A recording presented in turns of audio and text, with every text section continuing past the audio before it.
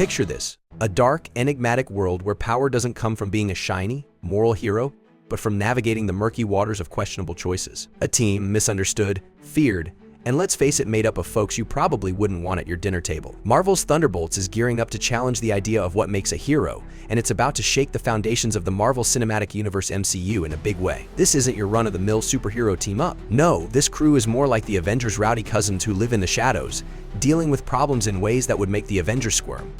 Thunderbolts, slated for a 2025 release, gives us an entirely new perspective on the superhero genre, one that's less about saving the world in a squeaky clean suit and more about doing the dirty work that no one else wants to. And who better to lead such a rogue band than Valentina Allegra de Fontaine, played with incredible poise and cunning by Julia Louis-Dreyfus. Valentina has been quietly moving chess pieces across the MCU board for a while now, showing up in The Falcon and the Winter Soldier and Black Widow, recruiting characters who straddle the fine line between hero and villain. You can't help but wonder what she's cooking up behind that sly grin of hers.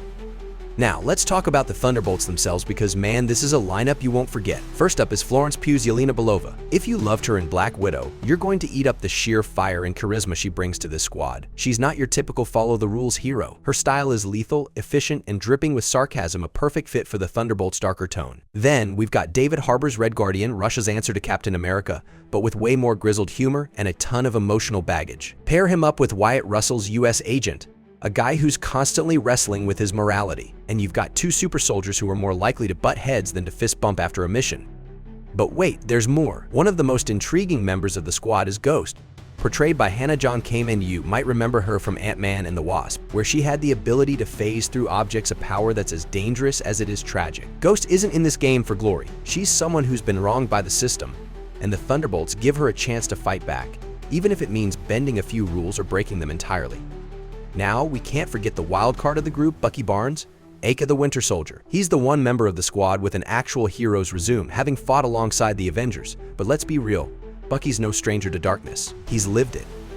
And that's what makes him such an interesting addition to this team. He knows how to operate in the gray areas, making him the perfect counterbalance to the more chaotic members of the Thunderbolts.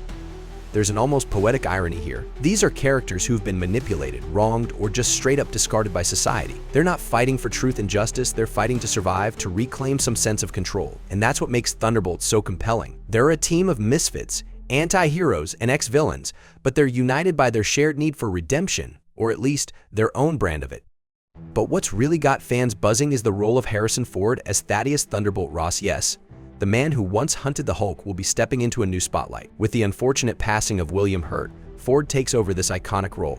And if the comic books are anything to go by, we might see him go full Red Hulk. Just imagine. Harrison Ford, grizzled and tough as ever, hulking out in a fit of rage. That's the kind of moment that could break the internet.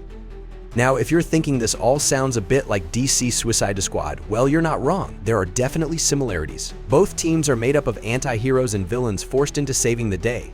But Thunderbolts has the unique advantage of the MCU's deeply intertwined storytelling. These aren't just random villains tossed together. We've been watching many of these characters evolve over multiple films and series, which means there's already an emotional connection with the audience. We care about what happens to them, whether they win or lose, or if they finally find the redemption they've been seeking.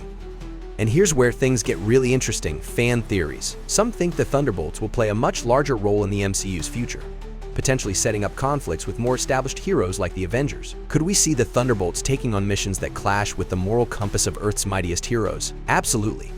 There's also speculation that Valentina has a hidden agenda, and honestly, with her track record, that seems like a safe bet.